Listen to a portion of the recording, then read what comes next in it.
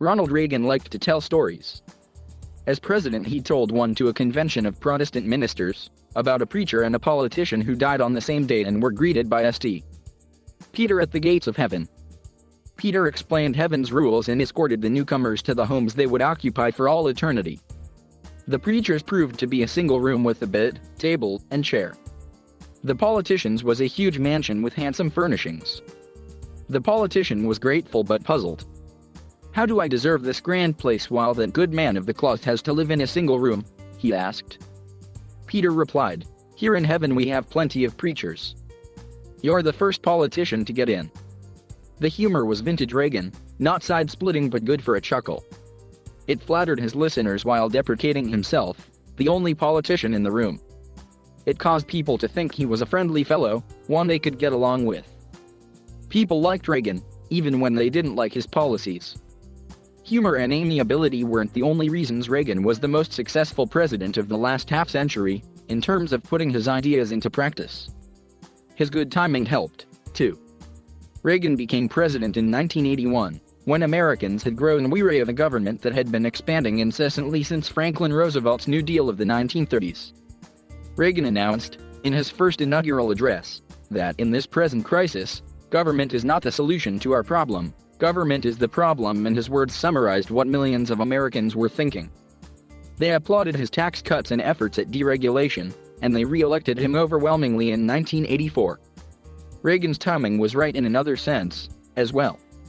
Until the 1960s, the Republican and Democratic parties had each been a coalition of conservatives and liberals.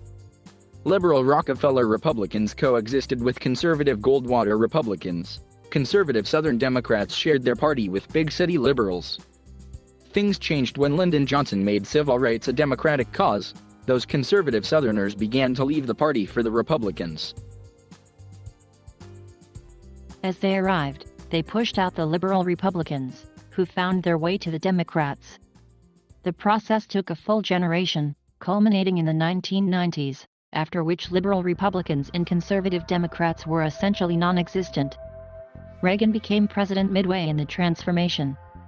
This was crucial to the success of his administration. Reagan was a conservative but a pragmatic one. James Baker, Reagan's chief of staff and then Treasury Secretary, recalled, "If Reagan told me once, he told me 15,000 times, I'd rather get 80% of what I want than go over the cliff with my flags flying." Reagan believed that the purpose of getting elected was to govern, not to score political points. He met regularly with Tip O'Neill, the Democratic Speaker of the House, and the two thrashed out compromise after compromise, on taxes, on welfare, on Social Security, on immigration, on defense. Bolstered by defections from O'Neill's own party, conservative Democrats who hadn't completed their long march to the Republicans, Reagan usually got his 80%. Timing helped in foreign policy, too. Reagan had been an ardent anti-communist from his days in Hollywood. When as head of the Screen Actors Guild, he struggled to keep communists out of film industry labor unions. He rejected the containment policy of his White House predecessors in favor of a strategy designed to win the Cold War. He built up America's defenses and threatened to take the arms race into outer space with the Strategic Defense Initiative. He dramatically stood at the Berlin Wall and challenged the Kremlin, "Tear down this wall." Yet Reagan's actions had scant effect until changes in the Soviet Union produced a reformist leader, Mikhail Gorbachev, willing to deal with the U.S. Reagan met with Gorbachev, developed a personal relationship, and proceeded to negotiate historic arms control agreements. The Cold War didn't end until after Reagan left office, and its peaceful conclusion required adept diplomacy by George H.W. Bush. But Reagan rightly received much of the credit for his adroit combination of threat and accommodation. Reagan left behind a different world than he had inherited. Some of the changes were positive, others were not. Reagan's critique of big government caught on until even Democrat Bill Clinton felt obligated to announce that the era of big government is over. Deregulation facilitated dramatic changes in the economy, including democratization of air travel, globalization of production and supply chains, and the digital revolution that continues today. Yet the post-Reagan economy favored the few a great deal more than the many, producing inequality not seen in America since the Gilded Age. Globalization aggravated the deindustrialization of America and made supply chains sensitive to unforeseen disruptions like the COVID-19 pandemic. The digital revolution spawned corporate giants with unprecedented reach and influence. Reagan was a decent and temperate man, who chose his words carefully. Those who came after him were not always so circumspect. Combative Republicans dropped the qualifying clause, in this present crisis, from Reagan's assertion that government was the problem, and mounted an unrelenting attack on Washington, D.C., treating defenders of government programs as the enemy of the American people. Donald Trump rode the rhetoric of attack into office. In Trump's last days as president, the attack on government turned physically violent.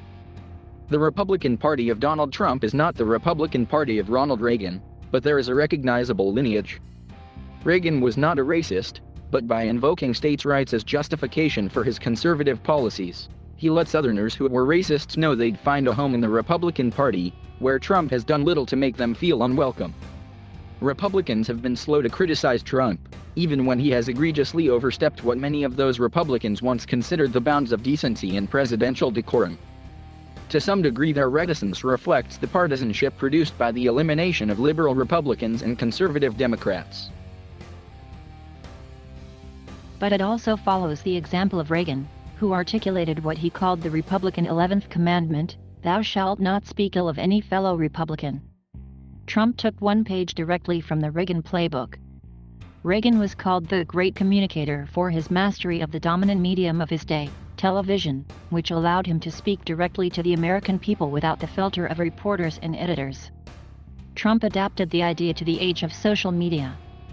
His millions of Twitter followers got their daily dose of Trump undiluted, unchecked, and unrefuted, until the company pulled the plug on his account. In perhaps the most important respect, though, Reagan's core values were strikingly at odds with those common in his party, and often in America at large, today. Reagan lived through some of the most trying periods in American history: the Great Depression, World War II, the Cold War, the turbulent 60s, the unsettled 70s. Yet he never lost his faith in the country's future. Reagan was the eternal optimist on everything essential about America. He was diagnosed with Alzheimer's disease a few years after he left the presidency. But still his faith held firm. "I now begin the journey that will lead me into the sunset of my life," he wrote in a farewell letter to the American people. "I know that for America there will always be a bright dawn ahead." H.W. Brands, a history professor at the University of Texas Austin, is the author of Reagan, The Life and Other Books on American History. He writes a user's guide to history at Substack.